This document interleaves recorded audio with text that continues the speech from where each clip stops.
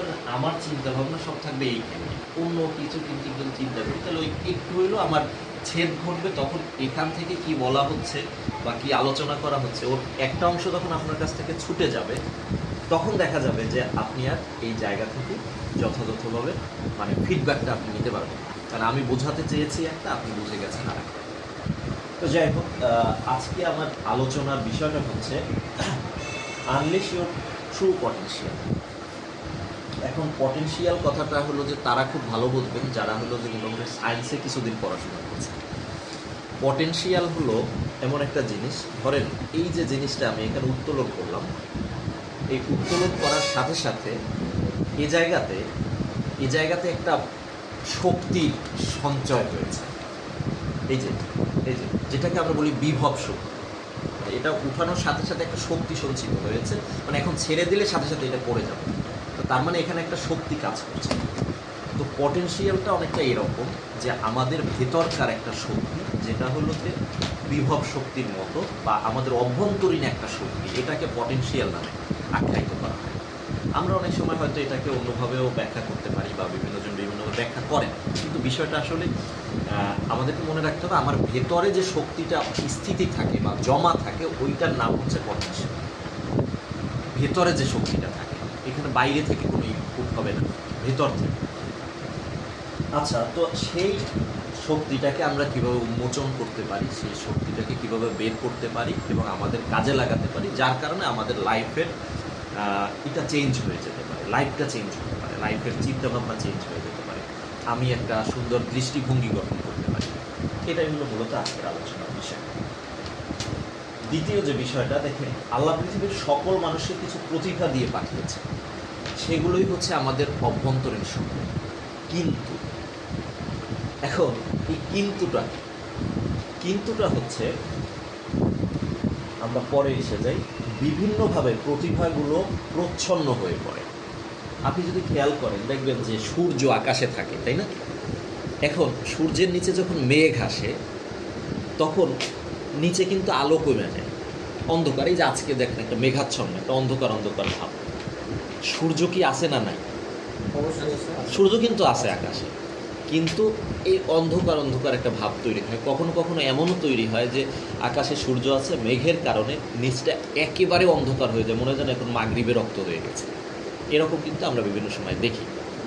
তো এই যে আমাদের জীবনটাও জাস্ট এরকম, যে আমাদের যে এই পটেনশিয়াল বা শক্তিগুলো আছে, এই শক্তিগুলো নানান কারণে আশেপাশের অনেকগুলো কারণে কি হয়ে যায়, ধীরে ধীরে উচ্ছন্ন হয়ে পড়ে। তো যার কারণে আমরা আমাদেরকেই চিনতে পারি না। আমাদের ভিতরে নানান ধরনের তখন অস্থিরতার জন্ম নেয়, বিষণ্ণতার জন্ম নেয়, রাগের জন্ম নেয়, হতাশার জন্ম নেয়, নানান ধরনের। কারণ আমি দেখছি যে আমি যা চাচ্ছি তা পারছি না, আমি দেখছি যে আসলে এমন অবস্থাতে আমি সব জায়গায় ব্যর্থ হচ্ছি। মানে এই নানান ধরনের এইগুলো দেখে নিজের ভিতরে এক ধরনের হতাশাবোধ এবং এক ধরনের কাজ করে, যে আমি মনে করি যে তাহলে আমার মনে হয় কিচ্ছু নাই। মানে এই অনেকে এরকমও বলে যে আল্লাহ তাআলা আমার মনে কোনো প্রতিভাই দেয় নাই, বলে এরকম অনেক কথা বলে। কারণ কি? কারণ হচ্ছে সে নানান কারণে হতাশ হয়ে গেছে। এই যে তার যে এই অনেক মেঘ এ জায়গায় জমা হয়েছে, তাহলে এই মেঘ জমা হওয়ার কারণেই কিন্তু হলো যে আমাদের কি হচ্ছে, শেষ পর্যন্ত আমরা বলছি যে আসলে আমারে দিয়ে কিছু হবে না। আমরা কিন্তু অনেক সময় এরকম চিন্তা করে ফেলি বা আমরা বলেও ফেলি যে আমারে দিয়ে কিছু হবে না, এটা আমি বুঝতে পারছি। তখন কি হয়ে যায়, আমরা হতাশ হয়ে যাই। এখন দেখেন, এখন এই যে প্রচ্ছন্ন হয়ে পড়েছে, এখন প্রশ্ন হচ্ছে সেগুলো আমরা আসলে কিভাবে উন্মোচন করতে পারি, কিভাবে আমরা এগুলোকে বের করতে পারি। তো তবে তার আগে জানতে হবে কেন প্রচ্ছন্ন হয়ে যায় আমাদের শক্তি বা প্রতিভা। কেন? নাম্বার 1, ব্যর্থতার ভয় ও লোকলজ্জা, বারবার ফোকাস পরিবর্তন, এই দুইটার মধ্য দিয়ে তৈরি হয় আমাদের ভিতরে এক ধরনের বিশ্বাসের সীমাবদ্ধতা, যেখানে আমরা বিশ্বাস করতে পারি না আমাকে, যে আমার দ্বারা আসলে কিছু হওয়া সম্ভব। এখন ব্যর্থতার ভয়টা কেমন দেখেন, ব্যর্থতার ভয় হলো এরকম, দেখেন আমরা এই জীবনে অনেক উদ্যোগী নেই না এই কারণে যে এইটা তো আমি তো দেখতে পাচ্ছি যে এটা ব্যর্থ। অনেক ক্ষেত্রে ধরেন আমরা যখন একটা বিষয় নিয়ে, আমি দেখেছি, ধরেন আমি একটা হয়তো আপনাদের সামনে একটা প্রস্তাব দেব, তখন আপনার মাথায় এই চিন্তাটাই ঘটবে যে আমি তো দেখলাম, এর আগে তো অনেক করে দেখছি, তো এই জিনিসটা তো আসলে হয় নাই, তার মানে এটাও ব্যর্থ হবে। আগেই আপনি মন্তব্য করে দিচ্ছেন যে জিনিসটা ব্যর্থ হবে। আপনি নিজে যখন চিন্তা করেন কোনো একটা বিষয় যে আপনি চাচ্ছেন যে এই জিনিসটা, আপনার মন বলছে যে এই জিনিসটা করো, কিন্তু আপনি পারিপার্শ্বিক অবস্থার কথা বিবেচনা করে বললেন যে আসলে এটা করা সম্ভব, এটা হবে না। এই যে সম্ভব না, এই সম্ভব না কেন বলছি আমি? আমি বলছি যে আমি যদি এটা ব্যর্থ হয়ে যাই, তখন লোকজন আবার হাসাহাসি করবে, লোকজন আবার বলবে যে তোর কি করলা, তোমার এটা হইলো না, এটা কাজ হইলো না, এটা তুমি করিয়া তারা জটিলতায় ফেললা, এই সেই। অর্থাৎ ব্যর্থতার একটা ভয় আমাদের ভিতরে কাজ করে সবসময়। এই জন্য আমরা নতুন কোনো উদ্যোগ নেই না। সাধারণত উদ্যোগগুলো এই কারণে আমরা নেই না, কারণ কি আমরা যদি ব্যর্থ হয়ে যাই, তাহলে ব্যর্থ হলে লোকে কি বলবে, এই যে একটা মেন্টালিটি আমাদের ভিতরে কাজ করে। আর একটা কি কাজ করে? লোকলজ্জা। লোকলজ্জা কি? ওই মানুষ কি বলবে, অথবা আচ্ছা এই বয়সে যদি আমি এই কাজটা করা শুরু করি, তখন লোকজন আবার কীভাবে এটাকে দেখবে, এই লোকলজ্জা বয়টা কাজ করে। আচ্ছা, এই বিষয়টা আমি আরেকটু ডিসকাস করবো পরবর্তী স্লাইডে নিয়ে। আমরা যদি এটা খেয়াল করি, দেখেন আমাদের বাচ্চাদের ক্ষেত্রে যদি আমরা দেখি, বাচ্চারা কি করে, ছোটোবেলায় দেখবেন ওরে একটা সুন্দর খেলনা কিনে দিয়েছে। আমি দেখেছি আমার আপনাদের যাদের বাচ্চা আছে তারা হয়তো এটা খেয়াল করেছে, একটা সুন্দর খেলনা, ও প্রথম 2-1 দিন এরকম খেলছে, খেলার পরে এরপরে ও একদিন এটা খোলার চেষ্টা করতেছে, ওর ভিতরে কী আছে, ওর ব্যাটারিটা খুলে বের করে কী করার চেষ্টা করে, জিনিসটা কিন্তু নষ্ট হয়ে যাচ্ছে। পরে আপনি বলতেছেন বাবা এটা তো নষ্ট হয়ে যাচ্ছে, কিন্তু ও আপনার কথা কোনোভাবে তাৎক্ষণিকভাবে থামলেও হয়তো একটু পরে আবার ওইটা খোলার চেষ্টা করে। এর কারণ হচ্ছে ওর কৌতূহল, মানে যে ওর ভিতরে কি আছে আসলে, কেন হলো এটা ঘর ঘর ঘর ঘর ঘর করছে, কেন এটা এভাবে মোড়ামুড়ি করছে, কি সমস্যা, মানে কিন্তু ভিতরে কি আছে, এই জিনিসটা দেখার একটা ইচ্ছা। এই কৌতূহলটা প্রত্যেকটা মানুষের জীবনে খুব স্বাভাবিক, কিন্তু আমরা প্রত্যেকে এই কৌতূহলটাকে দমিয়ে দিই। হ্যাঁ, আমরা বারবার হলো যে নিষেধ করি যে এইটা করা যাবে না, ওইটা করা যাবে না, ওইটা করা যাবে না, এই কৌতূহলগুলোতে আমরা ই করি। এবং আমার নিজের ক্ষেত্রেও আপনার ভিতরে যদি হলো যে কোনো একটা কৌতূহল আসে, আপনি কোনো একটা বিষয় জানতে চাচ্ছেন, এই মুহূর্তে আপনি কি করছেন? আপনি বলছেন যে আসলে এটা করলে তো এরকম সমস্যা হতে পারে, থাক করলাম না, এটা ঝামেলা, এটা করতে গেলে এ ধরনের ঝামেলা হইতে পারে, মানুষ খারাপ বলতে পারে, অমুকে এই করতে পারে, অথচ এটা আপনার মনের খুব প্রচণ্ড এক চাওয়া। মানে নানান কারণই হলো যে আপনি হলো যে কী হয়ে যান, আপনার কৌতূহলটাকে দমন করে রাখেন। আমরা প্রত্যেকেই এই কাজটা করি। পাশের অপরিচিত জায়গাটাও একটু ঘুরে আসে, বাবা মা বকবে জেনেও, জানে যে বাচ্চাটা কি করে, পাশে যদি একটা আপনি বললেন যে বাবা ওদিক যাই ওটা, কিন্তু ওর যদি ওই জায়গায় যাওয়ার মনে ওঠে, তাহলে ও চিন্তা করে আচ্ছা আপু ওদের যাইতে নিষেধ করলো কেন, বা আমি ওখানে যেতে নিষেধ করলো কেন। হ্যাঁ, ও জানে যে ওরে যদি এটা ধরা পড়ে তাহলে ও বকা খাইবে, কিন্তু তারপরেও ও হলো যে ওই ই করতে যে ওইটা চায়। এটা হলো বাচ্চাদের একটা। তো ছোটোবেলায় আমাদের মনে এই কৌতূহলটা থাকে, সময়ের পরিক্রমায় তা হারিয়ে যায়। কারণ কি? লোকলজ্জা। মানুষ কি বলবে, আমি যদি এই ধরনের এটা করতে যাই, এটা যদি একটা ধরেন কথার কথা, আমি একটা জিনিস ধরে দেখতেছি, কম্পিউটারটা আমি একটু ধরে দেখতেছি, আচ্ছা কম্পিউটারটা যদি নষ্ট হয়ে যায়, অথবা কম্পিউটার যদি এলোমেলো হয়ে যায়, এই জন্য অনেকে কম্পিউটার শেখে না। আমি অনেককে দেখেছি যে বয়স্ক মানুষ যারা আছে তারা কম্পিউটারে হাত দেয় না, যে যদি এটা নাড়াচাড়া করতে যদি কোনো ঝামেলা হয়ে যায়, এই কারণে। যারা এই ধরনের কৌতূহল যাদের ভিতরে চাপাইয়ে রাখার চেষ্টা করে, তারা কিন্তু কোনোদিন নিজেকে উন্মোচন করতে পারবে না। তো এই জন্য এই সময়ের পরিক্রমায় কী হয়, আমাদের এই লোকলজ্জার কারণে এই কৌতূহলটা হারিয়ে যায়। এই কারণে নতুন কিছু নিয়ে আমরা ঘাটতে চাই না, নতুন যা কিছু আসে আমরা ওগুলোকে প্রথমে একটু এড়াইয়ে চলার চেষ্টা করি, ভাই আমার যাতে এটা না লাগে। যেমন ধরেন কথার কথা, এই যে বর্তমানে আমাদের যে নতুন সিলেবাস আসছে, কারিকুলাম আসছে, দেখেন এই কারিকুলাম নিয়ে এত কথা হচ্ছে, এই কথা হওয়ার কারণ কি? কারণ হচ্ছে কারিকুলাম সম্পর্কে আমাদের আইডিয়া এটাই, অভিভাবকদের তো ধারণাই নেই। এমনকি আমরা যারা টিচার আছি তারাও হলো যে যতটুকু কানের ভিতরে আসতেছে অতটুকু, এর বাইরে কিন্তু একটু ঘাটাঘাটি করে দেখা, নিজে একটু চিন্তা ভাবনা করে এটাকে নিয়ে একটু ই করা যে আসলে এটা কি ভালো না মন্দ, এই বিচার বিশ্লেষণ কিন্তু আমরা ব্যক্তিগতভাবে করি না। আমরা শুধু শুনি অন্যরা কি বলছে, অন্যরা বলছে এটা খারাপ, তাহলে আমার মাথার ভিতরে এই যে সরকার করছে, এটা তো যে আওয়ামী লীগ সরকার করছে, খারাপ হবেই। মানে এই যে একটা মেন্টালিটি, আমার ভিতরে ওই কৌতূহলটা কাজ করছে না যে আসলে আমি একটু দেখি এর ভিতরে কি আছে, এই জিনিসটার ভিতরে কি আছে একটু ভালোভাবে দেখি না, আসলে কি এটা মঙ্গল, এটা কি আসলে ক্ষতিকর, আসলে কি এটা দিয়ে বাচ্চাদের কোনো উপকার হবে। তো এই যে বিষয়, এই কৌতূহলগুলো আমাদের থাকে না, আমরা নষ্ট করে ফেলি। সমাজে যা প্রতিষ্ঠিত তার সাথে নিজেকে খাপ খাইয়ে নিই। এটা হলো যে সমাজে যেটা বলতেছে আমরা ওইটার সাথে খাপ খাই না, আমরা সমাজের বাইরে আর যেতে চাই না। দেখেন আজকে আমরা সাধারণত কি করি, মানুষ চিন্তা করে যে বিসিএস দেবে, মোটামুটি একটা করে বিসিএস দেবে। আচ্ছা একটা চিন্তা করেন যে ইউনিভার্সিটির সব স্টুডেন্টকে কি বিসিএস দেওয়া উচিত? সবাই যদি বিসিএস দেয় তাহলে আরও তো হাজার হাজার সেক্টর আছে, এই সেক্টরে কাজ করবে তারা। কিন্তু কেন ও জায়গায় যাচ্ছে? একটা নির্ঝঞ্ঝাট জীবন, একটা নিজের একটা এবং সবচেয়ে বড় কথা হচ্ছে সবাই যাচ্ছে ওদিকে, সবাই, তাহলে আমিও দেবো। অমুক ভাই হলো যে বিসিএস এর অফিসার হয়েছে, কিন্তু আমিও অফিসার হচ্ছে। মানে এই কারণে কিন্তু আমার ভিতরে কি চাওয়া ছিল, কি পাওয়া ছিল, এই বিষয়গুলো নিয়ে আমরা তখন ভাবি না। আর এই না ভাবার কারণে আমাদের সমস্যাটা হয়ে গেছে কি, আমরা আলটিমেটলি এই যে কৌতূহল আমার নাই, নতুন কিছু আমরা নিতে চাই না, যার কারণে আমার ভিতরে কি শক্তি ছিল সেই শক্তিটা আর আমরা বের করতে পারতেছি না। কারণ হলো ওইটা আরও চাপা পড়ে যাচ্ছে, আমার ভেতরের শক্তিটা কিন্তু চাপা পড়ে যাচ্ছে। হয়তো আপনি চিন্তা করে দেখেন আপনার ছোটোবেলায় আপনি হয়তো একটা জিনিস হতে চেয়েছিলেন, কিন্তু আপনি ওইটা হতে পারেন না। কেন হতে পারেন না? কারণ কি?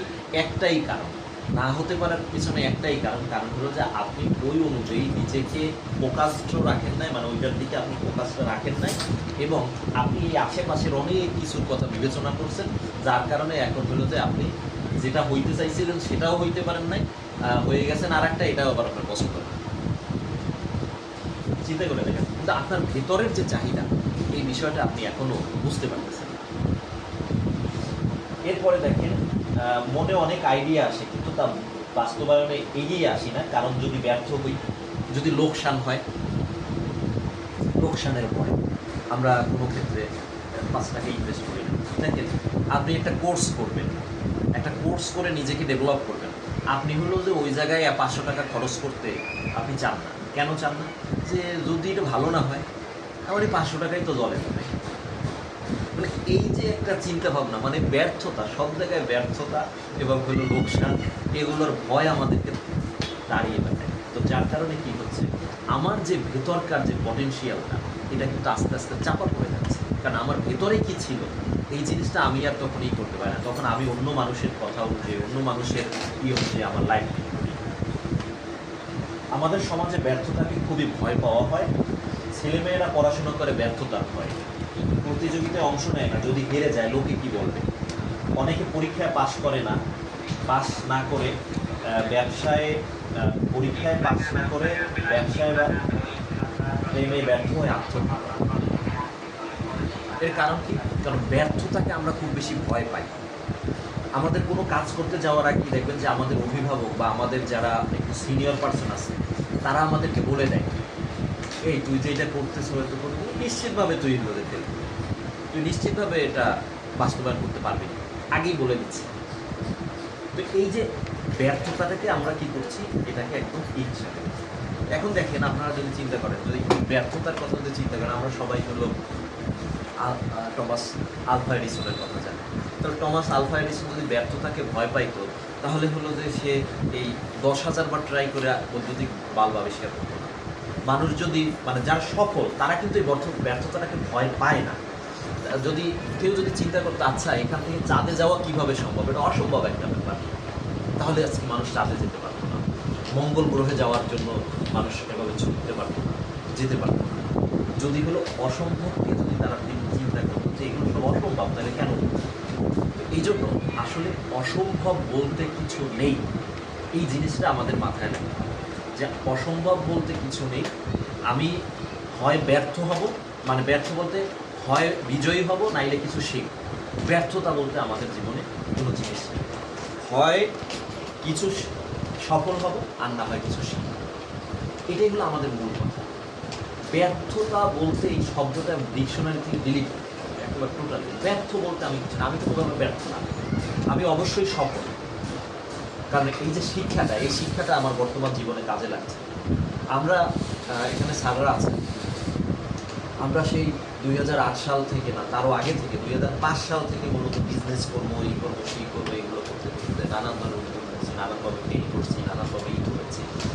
তো এখন স্যাররা হয়তো আমার সাথে একমত হবে যে এই যে ঘটনাটাগুলো ছিল, এখানে আমরা ব্যর্থতা হিসেবে নিয়ে আমি হলো যে নিজেকে একদম এরকম চুপচাপ বসে থাকতে পারি। আবার এগুলোর মাধ্যমে আমরা কিন্তু অনেক কিছু যে শিখেছি, এই কথাটি কিন্তু আপনি অস্বীকার করতে পারবেন না।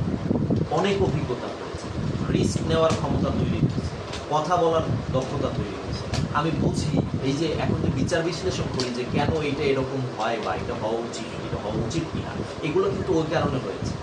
তার মানে আসলে ব্যর্থতা বলতে কোনো জিনিস না। ব্যর্থতা মানে হলো যে আপনি একটা পথ, মানে একটা পথ এটা এভাবে করছেন, আর একটা পথ বুঝতে পারছেন, তার মানে আপনি পথ খুঁজছেন। ব্যর্থ হওয়া মানে হলো আপনি পথ খুঁজছেন, আর ব্যর্থ হওয়া না মানে হলো যে আপনি আসলে কোনো পথই খুঁজছেন না, আপনি একটা অলস অকর্মণ্য, আপনি বসে আছেন, এই কারণে আপনার কাজ হচ্ছে। এটা হলো আমাদেরকে এখন মনে রাখা উচিত। তাহলে যদি এটাকে আমরা চিন্তা করি, তাহলে কিন্তু আমরা দেখব যে এখান থেকে আমাদের অনেক কিছু বের করা সম্ভব, নতুন নতুন অনেক কিছু বের করে আমরা নিয়ে আসতে পারবো। যে কীভাবে আমি একটা বিষয়ে ব্যর্থ হয়েছে, আচ্ছা কেন ব্যর্থ হয়েছে, আমি ওটার একটা পথ বের করার চেষ্টা করি। তাহলে ঠিক আছে, ভবিষ্যতে যাতে আমার এই জিনিসগুলো না হয়, তাহলে ওইভাবে করে আমি এবার চেষ্টা করি। তো এই চিন্তাটা যদি আমরা করতে পারি, তাহলে পরে কিন্তু দেখা যাবে যে আমার ওই যে ইসের যে আলোটা যেভাবে চাপা পড়ে যাচ্ছে, ওইটা চাপা পড়বে না, কারণ আপনি তো চেষ্টা করে যাচ্ছেন। একটা কথা আছে যে ব্যর্থতা মানে ব্যর্থ হইল যে তারা, যারা হইল যে একবার কোনো কিছুতে হেরে যাওয়ার পরে তারা হইল যে ঘুরে দাঁড়ায় না, এই লোকগুলো ব্যর্থ। মানে আপনি একটা জায়গায় হেরে গেছেন, কোনো একটা কারণে আপনি পড়ে গেছেন, কিন্তু আপনি উঠে দাঁড়ানোর চেষ্টা করছেন না, এই লোকটা হলো ব্যর্থ। আর যদি আপনি উঠে দাঁড়ানোর চেষ্টা করেন, তাহলে আপনাকে ব্যর্থ বলা যাবে না, এটাকে হেরে যাওয়া বলা যাবে না। এরপরে আসেন আর একটা সমস্যা আছে, কেন চাপা পড়ে যায়, তার ভিতরে আর একটা হলো বারবার ফোকাস পরিবর্তন করা। আমি এর আগে একটা কয়েকজনকে আমি এভাবে কথা বলেছিলাম, স্যারদের সাথে আলাপ করেছিলাম। দেখেন আমাদের জীবনে আমরা কি করি, ছোটবেলা থেকে কোনো একটা বিষয়ের পিছনে ছুটতে থাকি, ছুটতে ছুটতে একটা পর্যায়ে যে আমরা হাল ছেড়ে দিই, বলি যে আসলে এই জায়গায় হলো যে লাভ করা সম্ভব। ধরেন কথার কথা, একটা লোক প্রথমে গ্রাফিক ডিজাইন শিখছে, কিছুটা শিখে টিকে এরপরে কাজ পাওয়ার জন্য চেষ্টা করছে, বিভিন্ন জায়গায় দৌড়াদৌড়ি করছে, কোথাও কাজ পাচ্ছে না। এর মাঝে সে শুনতেছে কি, হঠাৎ করে শুনতেছে যে আচ্ছা অমুক হলো ভিডিও এডিটিং শিখছে, উনি তো হলো যে ওই বাড়ি করতেছে। তখন সে চিন্তা করে আচ্ছা তাহলে আমি তো এটা বাদ দিলাম, এখন হলো আমি ভিডিও এডিটিং শেখা শুরু করলাম। তাহলে আমি আবার ভিডিও এডিটিং শেখা শুরু করলাম, ওইটা আবার মাস্টার হইতে আমার 1-1.5 বছর সময় লাগলো। এরপরে আমি দেখা যাচ্ছে আবার কাজ খুঁজতেছি, খুব বেশি একটা কাজ পাচ্ছি না, কোনোভাবে চলতে হচ্ছে। তখন মনে হয় যে না, এই ক্ষেত্রেও তো আসলে সফলতা আসছে। তখন আবার আরেকজনের কাছে শুনছি যে অঙ্কে তো হলো যে ওয়েব ডেভেলপমেন্ট করছে, ওয়েব ডেভেলপমেন্ট করে তো অনেক টাকা, লাখ লাখ টাকা ইনকাম করছে, ওর তো হলো মান্থলি ইনকাম হলো $1,000, $2,000। তা আমি কেন বসে? ঠিক আছে, এখন আবার কোডিং শেখা শুরু করে। এরপর কোডিং শিখতে আবার তার 1-2 বছর চলে যায়। তারপরে সে মোটামুটি একটা জায়গায় আসে। এখন দেখা যাচ্ছে তো কাজ পাচ্ছে না। এরপরে আবার চিন্তা করে যে তোর এত কাজ করে দরকার কি, ও মুখে তো দেখছি যে ওই বাড়ির দোকানদার, ওই দোকানদারে তো আমরা দেখলাম হইলো যে কী করতেছে, বসে বসে শালিরে নিয়ে ভিডিও বানায়, আর হইলো যে বাচ্চারা নিয়ে ভিডিও বানায়, তাও হইলো মাসে $1,000 ইনকাম করতেছে ফেসবুক রিলস। তাহলে আমিও বসে বসে এবার রিলস বানানো শুরু করি। তাহলে আবার রিলস বানানো শুরু হয়। এখন ওই রিলস বানানো শুরু করে ওই জায়গা থেকে যে আবার সফলতা আনতে তার আবার 1-1.5 বছর 2 বছর সময় লেগে যায়। সে আবার এর মাঝে আর একটা জিনিসের কথা চিন্তা করে ফেলে, অথবা সেটাকে আস্তে আস্তে তার বয়সের যে জায়গাটা সেটা অন্য জায়গায় চলে আসে, তার নানান ধরনের চাহিদা তৈরি হয়ে যায়, এবং সেই চাহিদার আলোকে সে তখন আর কোনো উদ্যোগ নিতেই সে আর কি পায় না। তো আমাদের এই যে বারবার ফোকাস পরিবর্তনের কারণেও হয় কি, যে আমার ভেতরকার যে ইয়াটা থাকে, ওই জিনিসটা হলো যে মানে চাপা পড়েছে, বারবার ফোকাস পরিবর্তন, যেটা আমি ব্যক্তিগতভাবে আমার জীবনে অনেকবার হয়েছে। আমি খেয়াল করে দেখছি আমার নিজের জীবনে অনেক এরকম হয়েছে। তো এখন এতটা সমস্যা হয়ে যায় যে ধরেন কথার কথা 5টা-6টা আমার স্কিল আছে, এখন আমি কোন স্কিলটাকে কাজে লাগাবো? এখন মনে হয় এইটা রাখবো না ওইটা রাখবো, ওইটার বেশি সময় দেবো বেশি না, এইটার পিছনে বেশি সময় দেবো, শেষ পর্যন্ত কোনোটার পিছনে সময় দেওয়া হয় না। আলটিমেটলি আমি যে অবস্থায় আছি সেই অবস্থায় আছি। কারণ কি? কারণ হচ্ছে এই যে বারবার ফোকাস পরিবর্তনে আমার যে ট্রু পটেনশিয়ালটা এটা ঢেকে গেছে। এখন আর আমি খুঁজেই পাচ্ছি না যে আমার কোনটা, আমি কেডা, এই আমার আত্মপরিচয় আমি ভুলে গেছি। তো যাই হোক, এখানে যখন এই বারবার ব্যর্থ হয় তখন হলো ব্যর্থতার পাল্লা ভারী হয়ে যায় এবং যেটা অবচেতন মনেই আমাদের একটা প্রভাব ফেলে। তখন আমরা আর কোনো কাজ করতে আগ্রহ বোধ করি না। কারণ কি? কারণ হলো যে একটু ফেল করবো। আচ্ছা দেখেন, এইভাবে দুইটা জিনিসের ভিতর দিয়েই তৈরি হয় বিশ্বাসের সীমাবদ্ধতা। এখানে আপনারা একটা ছবি দেখতে পাচ্ছেন। ছবিটা কিসের? খালি স্যার হাতি কি করছে এটাকে? একটা ইয়ার উপরে দাঁড়ানোর চেষ্টা করতেছে। এটা এই ধরনের কোনো ঘটনা কি আপনি কখনো দেখেছেন? কেউ দেখেছেন এরকম? সার্কাসে দেখছি। সার্কাসে, ইয়েস, এটা কিন্তু সার্কাসের একটা। আচ্ছা দেখেন, এই যে একটা হাতি, একটা হাতির শক্তি কেমন? মানে সে কি করতে পারে? ধরেন আপনার যদি এইটাকে আমি বেঁধে দেই একটা হাতি, বুনো হাতির গায়ে, এটা কিন্তু ভেঙে নিয়ে চলে যেতে পারবে, তার এই শক্তি আছে। এটা গাছ পর্যন্ত উপরে তুলতে পারে, সেই শক্তি আছে। অথচ এই যে হাতিটা এখন হলো যে এগো কথায় হলো যে কি করতেছে ও, আর ওরে যদি হলো যে এই যে ইসে বেঁধে একটা চেয়ারের সাথে বাইন্দে হালাই রাখে, তাহলে ও আর নড়াচড়া করে। তাহলে এগুলোকে কিভাবে করা হয় জানেন? প্রথমে এরকম ধরে নিয়ে আসা হয়, কোনো একভাবে এটি করে ধরে নিয়ে আসা হয়। তো ধরে নিয়ে এসে ওদেরকে, ওদের এই পাগুলোকে শিকল দিয়ে সবগুলো এর সাথে বাঁধা হয়, ঘাড়গুলোকে বাঁধা হয়, বেঁধে এরপরে হলো প্রথমে চিড়িয়াখানায় যখন নিয়ে আসা হয় ওদেরকে এইভাবে করে রাখা হয় অনেক দিন। তো ওরা কি করতে থাকে? প্রথম দিকে এরকম টানতে থাকে টানতে থাকে টানতে থাকে, এরকম করতে করতে করতে করতে করতে করতে দেখা যাচ্ছে ঘা হয়ে যাচ্ছে, তারপরে ওরা করতে থাকে। কিন্তু ওদের তো যেহেতু বেঁধে রাখা হয়েছে চতুর্দিক থেকে, ওরা এরকম ধরেন যখন 1 সপ্তাহ 2 সপ্তাহ 3 সপ্তাহ যায়, তখন ওদের আস্তে আস্তে এই যে ব্যর্থতা ওর ভিতরে ভারাক্রান্ত হইতে থাকে যে আমি তো পারছি না, আমি তো খুলতে পারছি না, আমি তো যেতে পারছি না। এই যে ভারাক্রান্ত হতে হতে হতে হতে হতে একটা পর্যায়ে শেয়ার থেকে যায়, শেয়ার তখন আর চেষ্টা করে না। তখন হইলো যে ওইটাকে নিয়ে যদি ভিতরে জাস্ট একটা কথার কথা, আপনি কিছুই করবেন না, ওর একটা শিকল বাঁধা আছে, সাথে আপনি একটা এই প্লাস্টিকের চেয়ারে বেঁধে রাখবেন, ও ওই জায়গায় দাঁড়াই ও আর করতে চায় না। ওর এটা ধারণাই হচ্ছে যে আমি এটা নড়তে পারবো না। এক্ষেত্রে আর একটা বিশ্বাসের সীমাবদ্ধতার উদাহরণ আপনাদেরকে দিই। একটা এক্সপেরিমেন্ট চালানো হয়েছিল। এক্সপেরিমেন্টটা চালানো হয়েছিল ইঁদুর নিয়ে। দুইটা ইঁদুর কি করা হয়েছে, মানে প্রথমে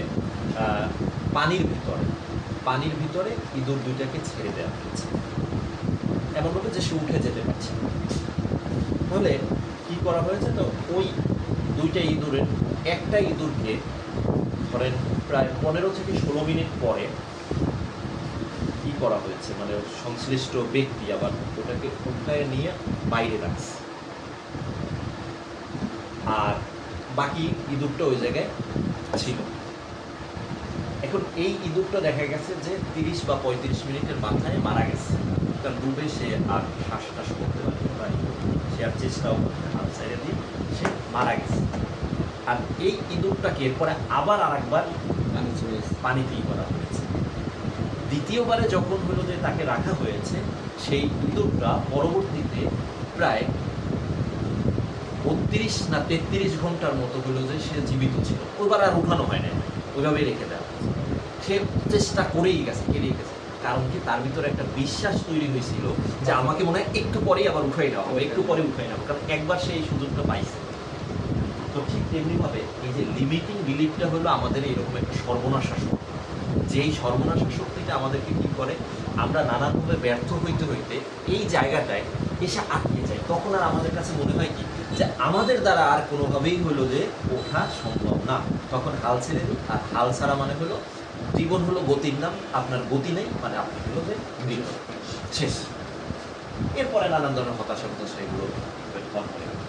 যাই হোক, আচ্ছা এবার আসেন, আমরা মনে হয় লিমিটিং বিলিফটা সম্পর্কে একটা ধারণা পেয়েছি।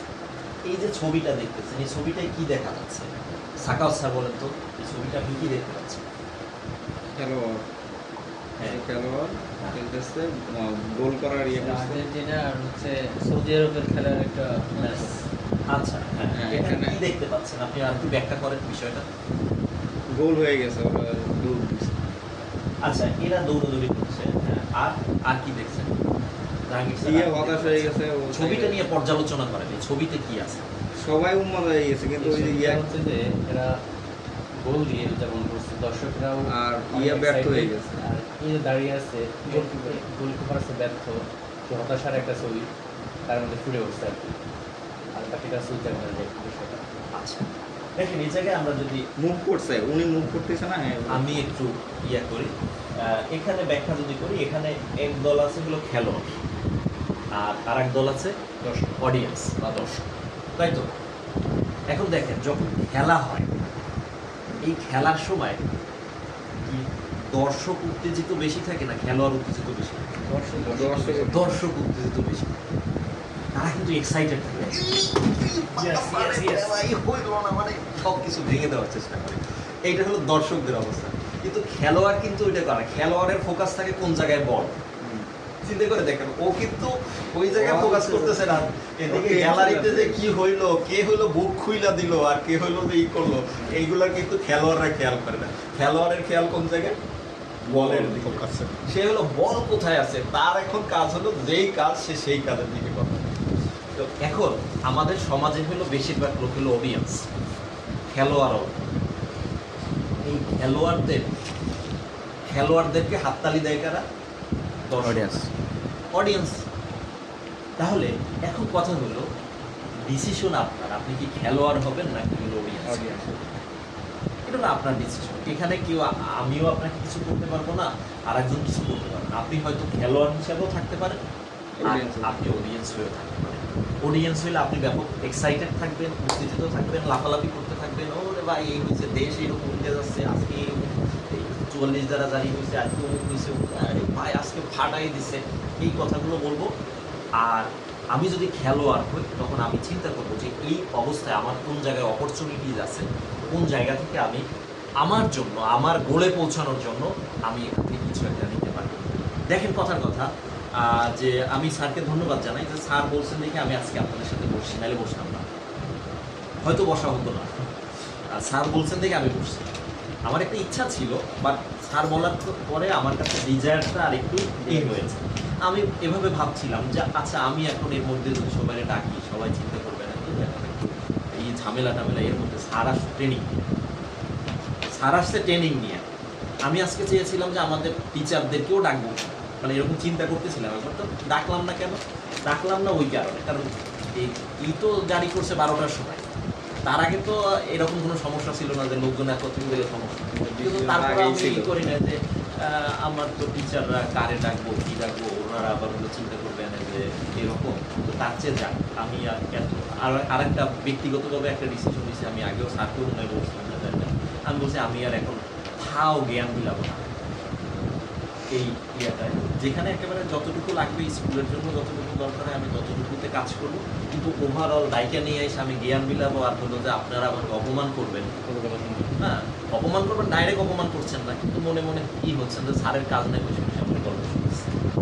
তো সেই জায়গাটায় আমি আর কাজ করবো না। এটা হলো আমি মোটামুটি ডিসিশন নিয়েছি। এই জন্য আমি হলো যে সবাইকে ডাকি না। তবে এখন আমাদের প্রতিষ্ঠান, আমার গোল হলো আমার প্রতিষ্ঠান নিয়ে, এখন প্রতিষ্ঠানকে ই করার জন্য আপনাদেরকে যেহেতু আমার লাগতেছে, এই জন্য আপনাদেরকে নিয়ে বসছি। এখন আপনারা যদি খারাপ চোখে দেখেন, না দেখেন, কিন্তু এটা না আমার কারণে আমি বসছি, আপনাদের কারণে না। বিষয়টা হলো আমি ক্লিয়ার করার চেষ্টা করছি। তো যাই হোক, আমি যেটা বলতে চাচ্ছি যে আসলে খেলোয়াড় থাকে কম আর দর্শক থাকে বেশি। দর্শকরা পরিবেশ নিয়ে এক্সাইটেড থাকে বেশি, আর খেলোয়াড়দের ফোকাস থাকে তাদের কাছে, তাদের গোল পূরণের জন্য। তো সুতরাং আমরা যারা এখানে ইসি মেম্বার, তাদের ক্ষেত্রে এটা মনে রাখতে হবে যে আমরা হলাম খেলোয়াড়, আমরা দর্শক। তো সুতরাং সব কিছু চেঞ্জ হয়ে যায়, সব কিছু এলোমেলো হয়ে যায়, হাজারো সমস্যা আসতেছে, হাজারো আসতেছে, ওইগুলো নিয়ে আমাদের ভাবার অত বেশি দরকার নেই। আমরা আমাদের গোলে পৌঁছানোর জন্য কী কী করতেছি, কোন জায়গায় ডেভেলপ করা লাগতেছে, আমরা সেই ডেভেলপ, তাহলে দেখবেন যে ইনশাল্লাহ আমরা এগোতে পারবো। আচ্ছা, এরপরে একটা দেখেন, এখানে আমি কিছু বিষয় তুলে ধরেছি যে আমাদের বিশ্বাসটা কীভাবে হলো যে কাজ করে। দেখেন এখানে আছে audience to believe, limiting believe two empowering believe. মানে লিমিটিং বিলিফ বলতে আমরা যেটাকে বুঝালাম যে ওই অডিয়েন্সের বিলিফটা যে এটা সম্ভব না, এটা হবে না, এটা করা যাবে না, এটা এগুলো লিমিটিং বিলিফ। আর এমপাওয়ারিং বিলিফটা হচ্ছে কি, এমপাওয়ারিং বিলিফটা হচ্ছে যে না আমি এভাবে চিন্তা করবো না, আমার চিন্তাটা একটু বিপরীতভাবে হবে, যেটা খেলোয়াড়ের belief। তো সেইটা কীভাবে দেখেন, এক নাম্বারে যদি আমরা একটু এটা চর্চা করবো, sales can not be increased more than this point. এটা হলো কথা যে এর চাইতে আসলে সেল বাড়ানো সম্ভব না, এর চাইতে আর বেশি স্টুডেন্ট ভর্তি করা সম্ভব না, এর চাইতে আর ভালো করা সম্ভব না। এই যে বিষয়টা, এটা হলো লিমিটিং, যে আমার এর চাইতে ভালো করা সম্ভব না, আমার দিয়ে এর চাইতে আর বেশি কিছু হবে না। তাহলে এই জায়গাটায় আমি এই কথাটাকে আমরা কিভাবে বলতে পারি, আমি এটাকে বলি যে আমরা বললাম যে এর চাইতে বেশি স্টুডেন্ট ভর্তি করা সম্ভব না, এটা হলো লিমিটিং। এই লিমিটিং বিলিফটাকে আমরা কিভাবে বলতে পারি এমপাওয়ারিং বিলিফ হিসাবে, যেটা হলো যে আমাদের জন্য ইতিবাচক। বলেন তো কি বলা যায়, আমরা কি বলতে পারি স্যার, বলেন আমরা কি বলতে পারি, কিভাবে হলো আমরা এটাকে প্রকাশ করতে পারি? কারণ এই কথাগুলো নেগেটিভ, এগুলো আমাদের ব্রেইনে যখন যায় তখন ব্রেইন একেবারে কাজ করা স্টপ করে দেয়। কারণ আমাদের ব্রেইনটা আল্লাহ তাআলার এমন একটা সৃষ্টি, ও কিছু মানে ওই বোঝে না, ও কি করে, ও অবচেতন মনে ওর ভিতরে ওইটা কাজ করা শুরু করে। আপনি যখন বলবেন যে আমি পারবো না, তখন আপনার ব্রেন কাজ করা স্টপ করে দেয়। আর আপনি যখন বলেন যে আমাকে করতে হবে, তখন আপনার ব্রেন কাজ করা শুরু করে যে কিভাবে করা যায়। তো সুতরাং সেই জায়গা থেকে আমরা এই এমপাওয়ারিং বিলিফে কীভাবে রূপান্তরিত হতে পারি লিমিটিং বিলিফ থেকে, যে আমাদের এর চাইতে আর বেশি স্টুডেন্ট করা সম্ভব না, এর চাইতে আমার হলো যে ভালো পড়ানো সম্ভব না। তো যাই হোক, ভালো পড়ানো এটা বাদ দিলাম, আমরা বললাম যে এর চাইতে আর বেশি স্টুডেন্ট বাড়ানো সম্ভব না আমাদের স্কুলে। বিশেষ করে জিঞ্জিরা ক্যাম্পাস বলতে পারে যে আমাদের যে জায়গা, এই জায়গার ভিতরে হলো যে আমাদের যে স্টুডেন্ট এতগুলো স্কুল, এখানে আর এর চাইতে বেশি স্টুডেন্ট বাড়ানো সম্ভব না। স্যার বলেন আমরা কি বলতে পারি আসলে? স্যার আমার বিষয়টা হলো কি, আমার লিঙ্কে বলতে না, আমার হলো আমার ইকুইপমেন্ট দরকার হয়, আর দ্বিতীয়ত হলো আমার প্রচার না দরকার। না না, আপনার ওটা ব্যাখ্যা দিতে না, আমি বলছি যে এই কথাটাকে আমরা কিভাবে বলতে পারি, ও কথাটা বলে না, যে আমরা যেটা বলতেছি যে না আমাদের পক্ষে এটা করা সম্ভব না, সেক্ষেত্রে আমরা এটাকে কিভাবে বলতে পারি কথা? এটা আমাদের দ্বারা সম্ভব না, এই কথাটাকে আমরা বলি সম্ভব, চেষ্টা করলে সম্ভব, কিন্তু আমরা নিজেদের প্রতিবন্ধকতা তৈরি করছি।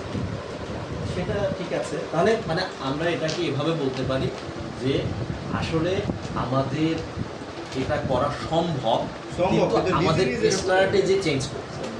এবার বলতে পারি যে কিন্তু এই কথা বলা যাবে না এর চাইতে বেশি আর করা সম্ভব না, সম্ভব, কিন্তু আমাদের স্ট্র্যাটেজিটা একটু চেঞ্জ করতে হবে, আমাদের একটু ভিন্নভাবে ভাবতে হবে। তো তার মানে দেখেন একই কথা, ও এটা দিয়েও বোঝা যাচ্ছে কিন্তু যে এখন কিন্তু একটা অবস্থা খারাপ, কিন্তু তারপরে আমাদের স্ট্র্যাটেজি চেঞ্জের মাধ্যমে আমরা এটা কী করতে পারি, হয়তো পরিবর্তন আসতে পারে। তো এটাকে বলা হয় এমপাওয়ারিং বিলিফ। এরপরে দ্বিতীয় দেখুন, my colleagues are not supportive enough to achieve my KPIs. KPI মানে হলো যে আমার কি পারফরমেন্স ইন্ডিকেটর, মানে আমার যে পারফরমেন্স ইন্ডিকেটর, যে আমার যে আমরা যে এই দল কাজ করি, এখন আমি বলতে পারি তো আসলে কি আমি একভাবে চিন্তা করি, আর আমার হলো যে টিমমেটরা চিন্তা করতেছে, এদের নিয়ে আমার পক্ষে আর কাজ করা সম্ভব না, ওনারা আমার সহযোগিতা করে না। আমি বলতে পারি, আপনি বলতে পারেন, স্যার বলতে পারে যে জিঞ্জিরা ক্যাম্পাসের টিচাররাই হলো আমাকে সহযোগিতা করতে পারে, উনি বলতে পারে হলো যে এখানকার টিচাররাই হলো আমার সহযোগিতা করতেছে না, আমি এত চিন্তা করতেছি, এত কাজ করতে, আমি একদিকে যাচ্ছি, টিচাররা যাচ্ছে আর একদিকে। তো এটাকে আমরা বলতে পারি যে ওনারা আমাকে সহযোগিতা করেন না। এইটার ক্ষেত্রে আমরা কি বলতে পারি, এটা হলো লিমিটিং বিলিফ আমাদের, যে আমাদেরকে সহযোগিতা করে না।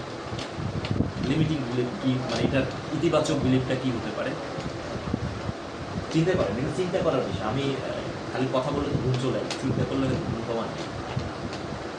বলেন তো জাহাঙ্গীর স্যার বা সাদি স্যার, এখানে আমরা কি বলতে পারি যে টিচাররা আমাকে হেল্প করছে না, টিচাররা আমাকে আমার এগেইনস্টে যাচ্ছে।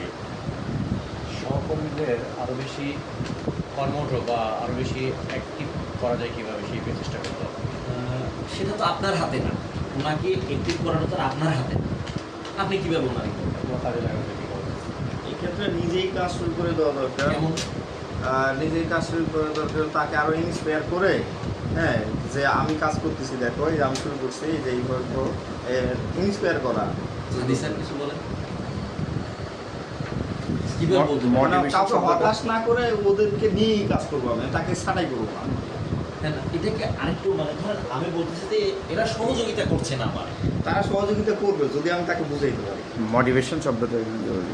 আচ্ছা, এই ক্ষেত্রে একটা বিষয়। সামি স্যার কিছু বলবেন? কোথায় সাগর স্যারের মধ্যে হয়ে আচ্ছা, যাবে এইভাবে হয়েছে। Different thinking. আমাদের প্রিন্সিপাল আসলে স্যার কিছু বলবেন? মানে এটাকে আমরা কিভাবে বলতে পারি কথাটা? সহকর্মীদের অ্যাক্টিভ করে আমি কাজটা করবো আর কি। আচ্ছা, হ্যাঁ, এটা একটা কাছাকাছি একটা স্যার একটা ইয়ে করেছেন। মানে আমরা এইভাবে একটা বলতে পারি যে সহকর্মীরা আমার সহযোগিতা